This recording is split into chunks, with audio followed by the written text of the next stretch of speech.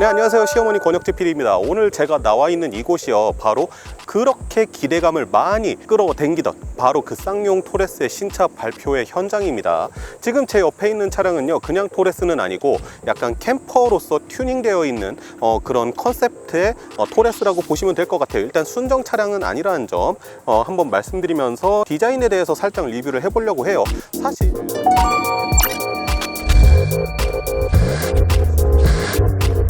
일단 전면부에 대한 디자인 먼저 해볼게요. 일단은 방향지 시등이 이렇게 뻗어 있고 이 가운데 헤드램프가 있는 이런 디자인 형태, 90년대 후반때 나왔던 뉴코란도 기억하시면은 아마 그 디자인의 아이덴티티를 좀 가져왔다 이렇게 보이거든요. 그러면서 이쪽 휀더 부분 쪽이 이렇게 상당히 부풀어 올라와서 옆으로 나와 있는 모습, 이런 모습에서 보면은 오프로드적인 기질이 보인다. 쌍용차가 사실 이 차량을 만들면서 기존의 무쏘와 코란도를 계승하려고 했다, 이런 것들에 대한 의지를 보여왔었는데, 그런 부분에 있어서 디자인적으로는 사실 상당히 성공한 모델 같다, 이런 생각이 듭니다. 전면부로 와서요, 이렇게 방향지 시등이 왔던 것이 쭉 이렇게 길게 이어져 가거든요. 이렇게 세로로 세워져 있는 이런 것들은 그냥 디자인적인 요소예요. 기능적인 요소가 있는 게 아니라 디자인적인 요소라서 뭐 이쪽으로 그릴이 뚫려 있다거나 이런 거는 보이지 않는데, 이렇게 쭉 연결되면서 길게 가로라인이 연결되어 있는 것처럼 보이죠. 이렇게 가로라인이 길게 쭉 펼쳐져 있으면은 차량 전반적으로 좀 와이드해 보이는 그런 인상을 심어주거든요. 그랬는데 이 가로라인을 한번 지나고 나면은 그 이후로는 쬐다 세로 라인이에요. 보시면은 이쪽 안개등 있는 쪽도 보면 이렇게 세로로 길게 뻗어져 있고, 하나 둘 셋 넷 다 6개의 바도 보면은 다 이렇게 세로로 이렇게 놓여져 있고, 그 다음에 이쪽 투톤 같은 경우에도 세로로 이렇게 길게 뻗어져 있잖아요.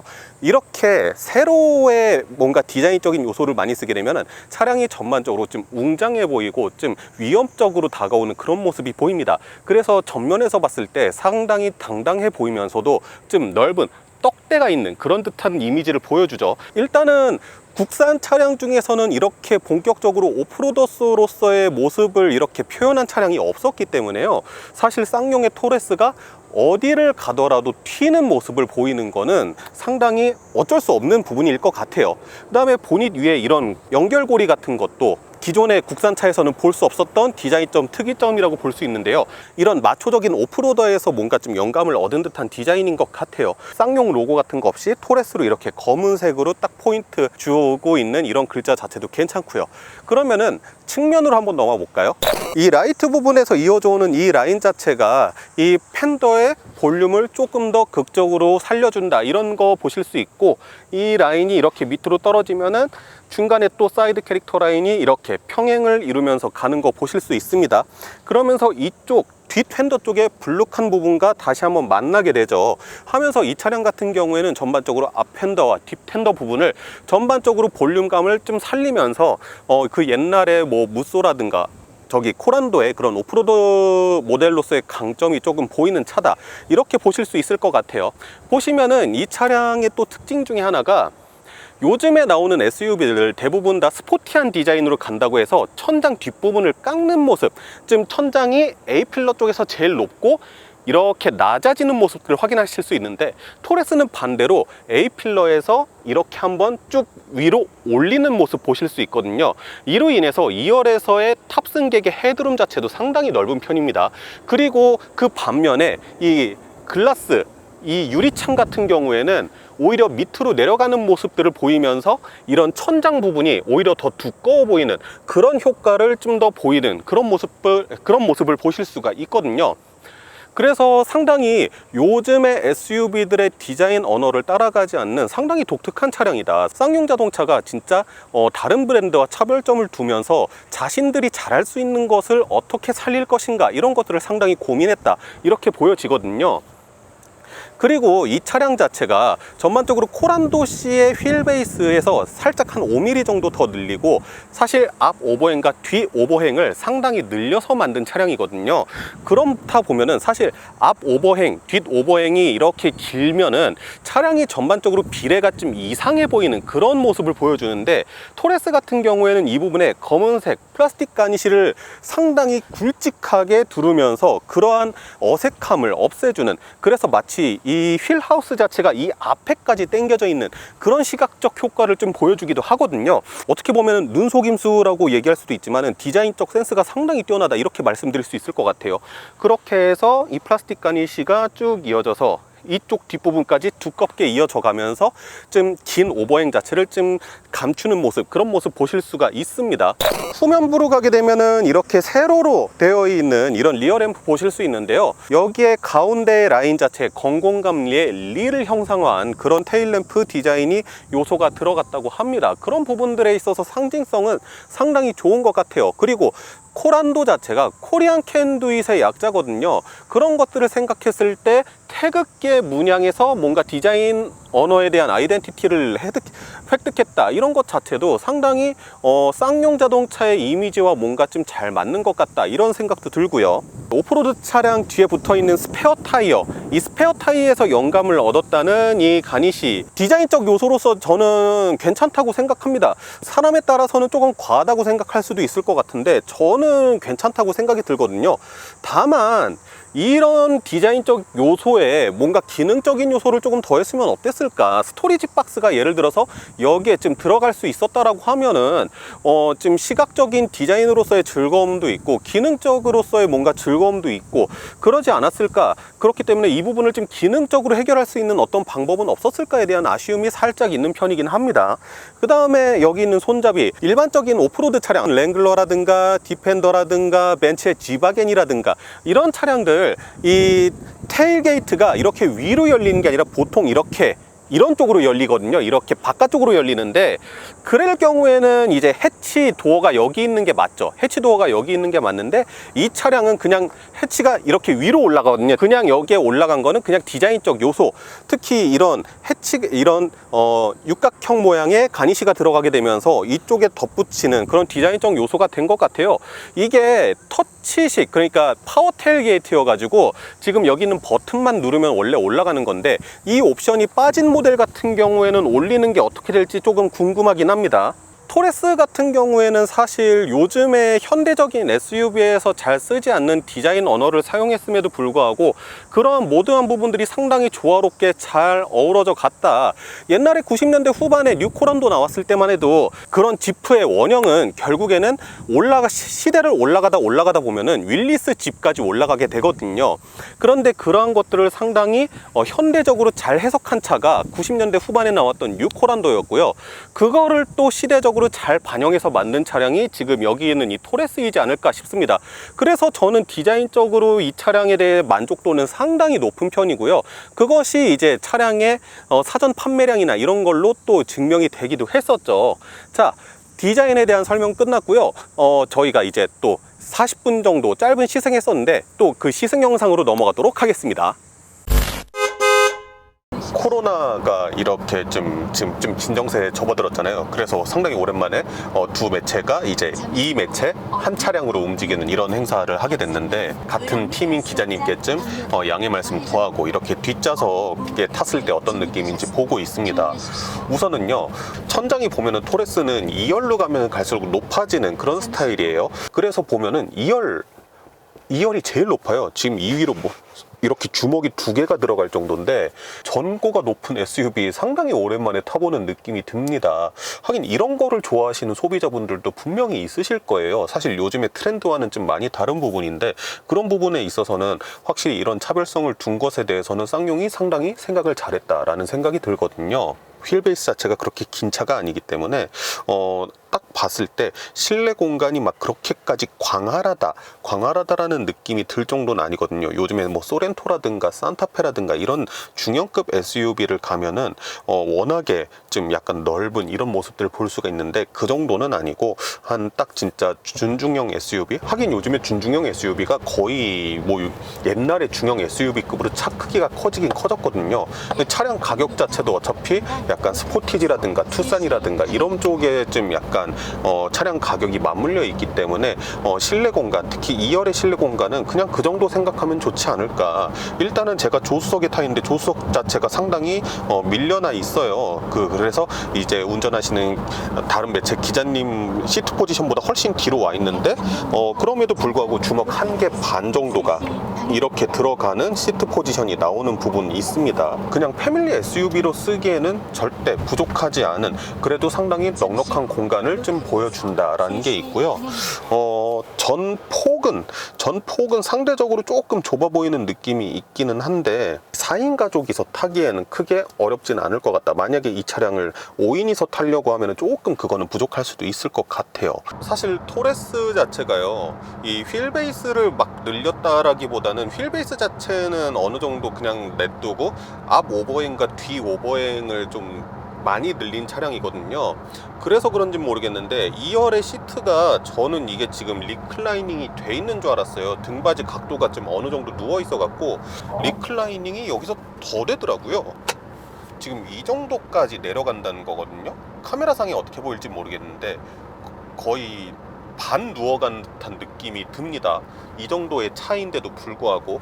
그러니까 애초에 이게 제일 서 있는 각도임에도 불구하고 제일 서 있는 각도도 상당히 등받이 각도가 좀 눕혀져 있는 느낌이 들어서 편하고 좀 여유로워 보이고, 그리고 이런 시트 밑에 발 공간 이런 것 자체도 상당히 널널하기 때문에 발이 앞좌석 시트 안으로 훅 들어가거든요. 그런 부분이 있기 때문에 공간적인 부분, 토레스 2열에 제일 집중할 부분은 아무래도 공간적인 부분이다, 이런 생각이 듭니다. 편의 장비 같은 경우에는 사실 뭐 그렇게 크게 부족한 부분 없는 것 같습니다. 일단 센터 콘솔 부분에 이렇게 2열을 위해서 독립된 이런 송풍구 에어벤트가 따로 있고요. 그 다음에 이 밑에 단자 보시면은 USB 단자가 이렇게 있습니다. 그리고 이 밑에 보면은 수납 공간이 제법 널찍하네요. 그래서 뭐 제 핸드폰 노트 20인데요, 이렇게 넣어놔도 충분하겠다라는 생각이 있습니다. 쌍용이 원래 코란도 같은 경우에도 그렇고요, 이 2열 부분 바닥을 평평하게 만드는 그런 것들이 있었는데 이번에는 평평하게까지는 안 했어요. 그래서 아까 전에 전폭이 조금 좁을 것 같다라는 말씀 드렸었는데 이 2열의 가운데 좌석에 누군가가 앉기에는 조금 힘들 수도 있겠다, 이런 생각이 들고요. 2열에도 열선 좌석이 2단계로 나뉘어서 들어가 있습니다. 그 다음에 TX7, 이 상위 등급이죠. 상위 등급 모델 지금 현재 시승 중인데 이렇게 햇빛 가리개도 수동식으로 있고요. 보통 이 2열 밑에 뭐 컵홀더라든가 이런 수납 공간 같은 게 있는데 이런 수납 공간 자체가 상당히 넓게 펴져 있어요. 물건을 빼거나 넣거나 하기에는 상당히 수월할 것 같다, 이런 생각이 듭니다. 암레스트를 내리면은 여기 컵홀더가 2개가 있고요. 차체 크기에 비해서 암레스트 크기는 조금 작은 편이네요. 만약에 여기에다가 음료수를 둔다라고 하면은 이제 일반적으로 볼 수 있는 이런 생수병 같은 게 거의 딱 알맞게 들어가는 걸로 봐서는 스타벅스라든가 그런 데 가면 텀블러 되게 큰 거 팔잖아요.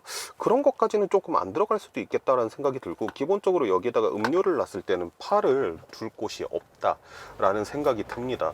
근데 사실 이 컵홀더를 굳이 쓰지 않더라도 도어밀 포켓 쪽에 있는 이런 공간을 써도 이 밑부분이 경사진 게 아니라 평평하게 되어 있기 때문에 조금 이제 테이크아웃 컵이라든가 아니면은 그런 텀블러 같은 거 놓기에도 괜찮은 위치인 것 같아서 컵홀더가 저 부분에 좀 작게 있다라는 것 자체는 크게 문제가 안 될 것 같아요. 그냥 이 암레스트는 이렇게 편하게 기대는 용도로 정도로만 쓰면은 좋지 않을까, 이런 생각 듭니다.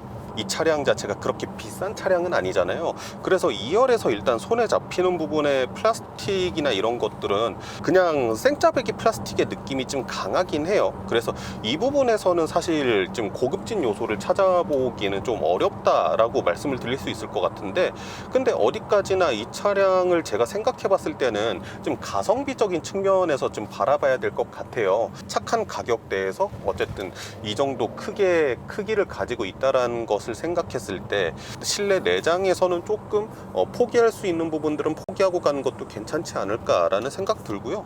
뒷면에 가죽이나 이런 부분, 가죽 이런 부분의 사용 자체는 나쁘지 않은 것 같거든요. 근데 이제 뒤에 이런 플라스틱 같은 경우에는 아무래도 조금 이제 좀 저렴한 재질의 느낌이 나는 것은 어쩔 수 없다라는 생각 들고요. 사실 제가 이 2열을 타면서 제일 궁금했던 게 그거거든요. 스토리지 박스라고 해서 이게 옆에서 봤을 때도 제법 나와 있는 면적이 크단 말이에요.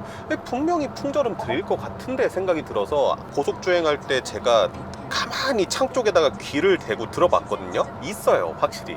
풍절음이 이쪽 스토리지 박스, 그러니까 제가 앉아있는 쪽보다 조금 뒤쪽에서 나는 소리죠. 내가 대놓고 작정하고 이 풍절음을 들어야겠다 하고 들어야지 들려요. 2열에서 이런 풍절음 때문에 사실 뭐 크게 불편하다거나 약간 승차감적으로 좀 저하가 온다거나 그러는 부분은 없을 것 같고요.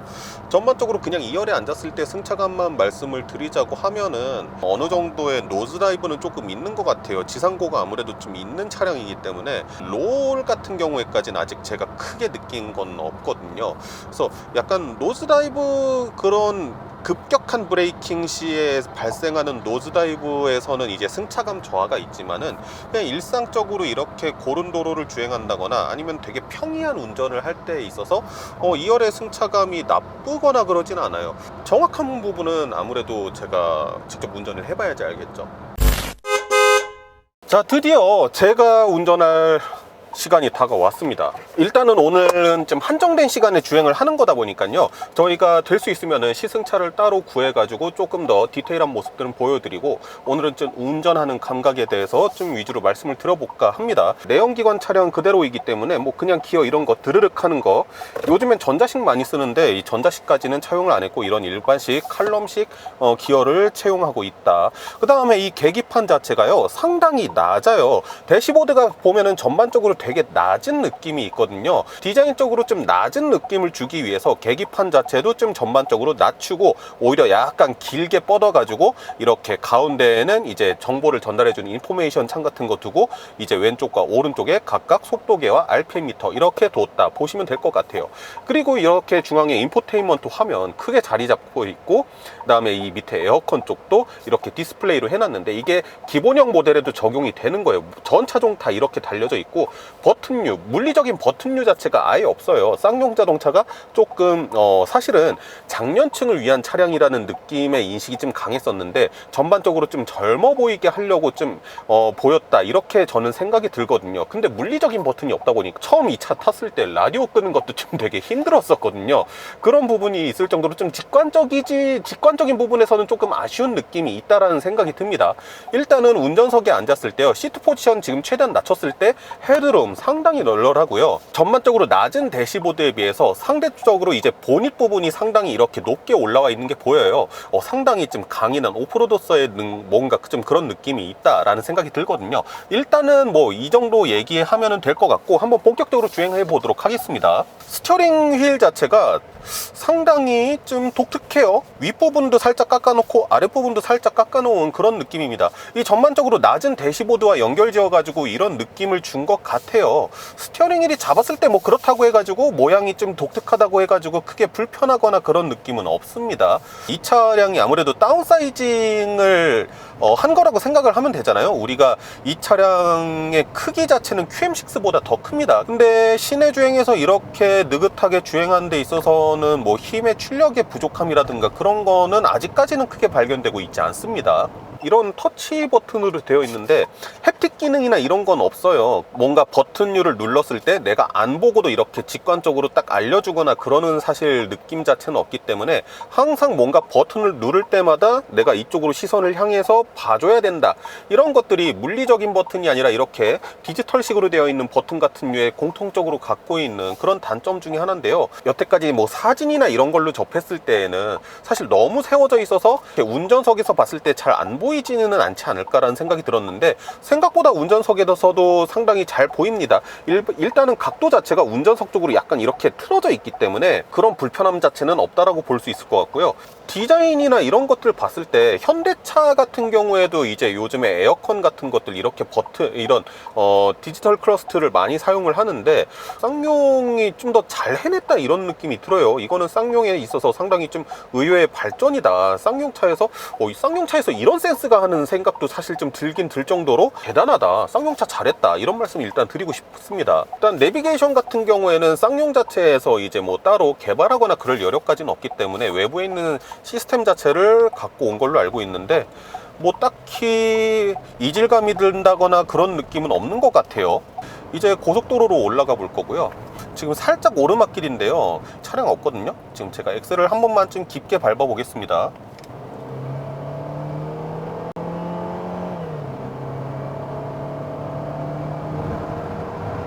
제가 거의 풀악셀에 가깝게 깊게 밟았는데요, 확실히 출력을 기대하고 탈 차는 아니에요. 미션도 아무래도 그 아이신에서 쓰는 6단 자동 변속기를 착용을 하고 있는데, 단수 자체가 이렇게 촘촘하게 엮여져 있는 것이 아니기 때문에 한 단수를 상당히 오래 가져가는 편이거든요. 그렇기 때문에 요즘에 좀 단수들 이렇게 촉촉하게 좀 촘촘하게 그렇게 메꿔놨던 차량들을 타보신 분들이라면은 가속 성능이나 이런 데 있어서는 조금 아쉽다라는 의견 들 수도 있을 것 같은데, 만약에 제네시스의 GB70이라든가 이런 스포티 형태 SUV 디자인을 가졌는데 이런 발진력이라든가 그런 것들이 나왔다라고 하면은 사실 좀 실망할 수 있는 부분이 있지만은, 이 차량은 컨셉 자체가 오프로더로서의 뭔가 그런 컨셉트를 가져가고 있기 때문에 컨셉에 비해서 차량의 성능이 조금 떨어진다 그런 느낌은 아닌 것 같아요.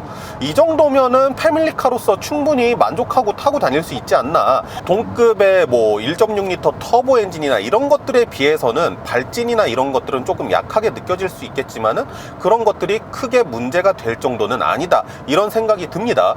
미션 자체가 6단 변속기인데 효율, 고속 같은 경우에는 효율 부분을 좀 끌어주려는 그런 세팅인 것 같아요. 제가 지금 시속 100km가 조금 안 되게 주행을 하고 있는데 미션 자체는 지금 6단 물고 있고요. 2000rpm 정도에서 지금 주행을 하고 있거든요. 아무래도 미션이 6단 변속기밖에 안 되기 때문에 이런 연비면에 있어서는 조금 효율성 부분에서는 떨어질 수 있는 부분이 있는데, 그런 부분을 미션의 세팅으로 이제 조금 커버를 하려고 했다, 이런 느낌이 듭니다. 반자율 주행이라든가 이런 것들에 있어서도 상당히 신경을 썼다, 이런 얘기 개발자분들이 하셨기 때문에 한번 반자율 주행 기능 틀어보려고 해요. 인텔리전트 크루즈 설정이라고 되어 있습니다. 이게 어댑티브 크루즈 컨트롤이겠죠. 차선 중앙 유지 장치가 달려져 있고, 그다음에 어댑티브 크루즈 컨트롤 이렇게 활성화 시켜 놓고 가니까 뭐 성능면에 있어서 현대기아의 반자율 주행에 비해서 좀 뒤처진다, 이런 부분은 딱히 없는 것 같아요. 커브 부분에서 스티어링을 놓으면은 네, 크게 불안한 느낌 없이 잘 따라가지고 있습니다. 방금 전에 제가 옆에 차선에 차가 있는 상태에서 약간 뒤에 붙어가지고 차선 변경을 했는데, 이 상태에서도 어댑티브 크루즈 컨트롤이 속도를 줄여주는 게 뭔가 팍 줄여준다 이런 느낌 자체가 아니라 상당히 스무스하게 속도를 줄여주는 그런 듯한 느낌을 냅니다. 반자율 주행 부분에 있어가지고 이런 부분들 좀 크게 걱정할 부분은 없는 것 같아요. 다시 한번 1차선으로 들어가서 약 500m 전방에 톨게이트입니다. 하이패스 차선에 그리고 생각보다 이 가속 페달을 좀 깊게 밟았을 때, 그러니까 뭔가 추월을 가정하거나 아니면은 조금 더 속도를 내기 위한 상황을 가정하겠죠. 이런 상황에서 엑셀을 좀 깊게 밟았을 때 생각보다 이 6단 미션이 반응하는 속도 자체도 빠릿빠릿한 편이에요. 아이신 6단 미션 하면은 사실 되게 옛날부터 사용되던 미션이기 때문에 이 성능에 대한 의구심 자체는 있었거든요. 그랬는데 생각보다 반응하는 것도 빠릿빠릿하고 그런 것들을 봤을 때 6단 미션이라고 해서 굳이 막 물어뜯거나 약간 좀 구박하거나 그러지는 않아도 될 것 같다라는 생각이 듭니다. 완숙도는 차오를 만큼 차올랐다. 네, 그래서 미션 변속이 되거나 그럴 때에 거의 알아차리기 힘들 정도로 상당히 매끄러운 느낌을 주고요. 파워트레인 부분은 좀 부드러운 느낌으로서 가져가는 부분이 있는 것 같고요. 다시 한번 추월을 하기 위한 가속을 해보도록 할게요. 뭐 이 정도면은 실생활에서 충분하죠. 예. 외부의 소음이라든가 그런 부분도 크지는 않은 것 같아요. 지금 고속도로 주행하고 있는데 하부 소음이라든가 좀 그런 NVH적인 부분에 있어서도 상당히 괜찮은 느낌이 있거든요. 지금 이 코너를요, 제가 조금만 한번 돌아볼게요. 하체 느낌은 어떤 느낌일지.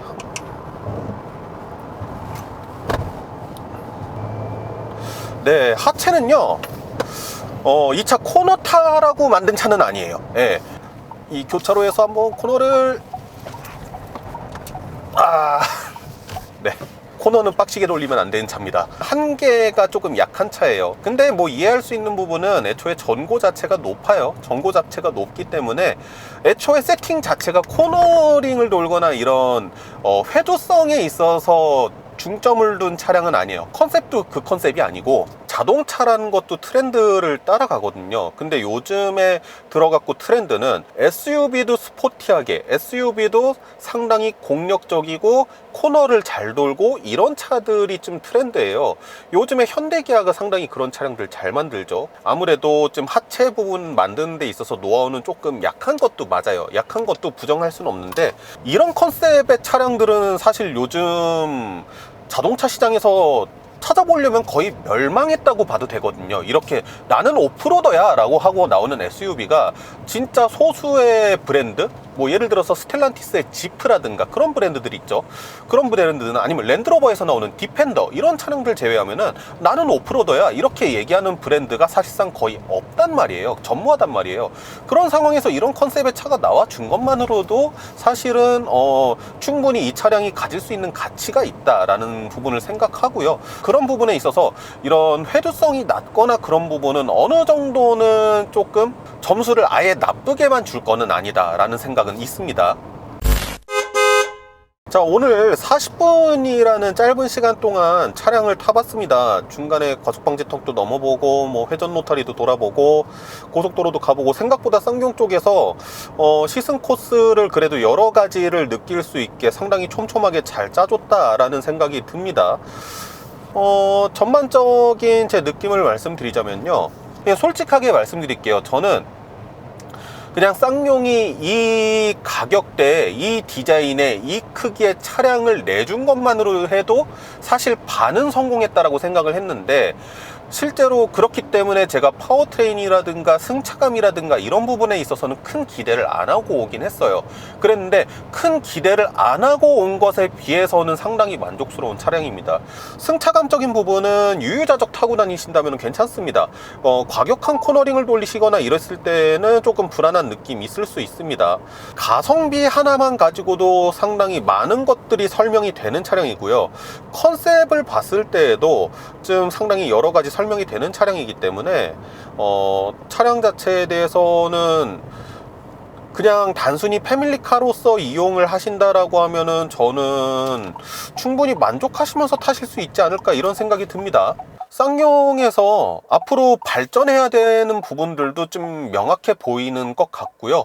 그리고 생각보다도 너무 잘해줬다라는 부분도 명확하게 보이기 때문에 저는 사실 이 차량에 대한 만족도가 그래도 제법 있는 것 같습니다. 일단은 좀 더 자세한 것들은 나중에 시승 차량 받아서 좀 얘기해 볼 수 있었으면 좋을 것 같고요.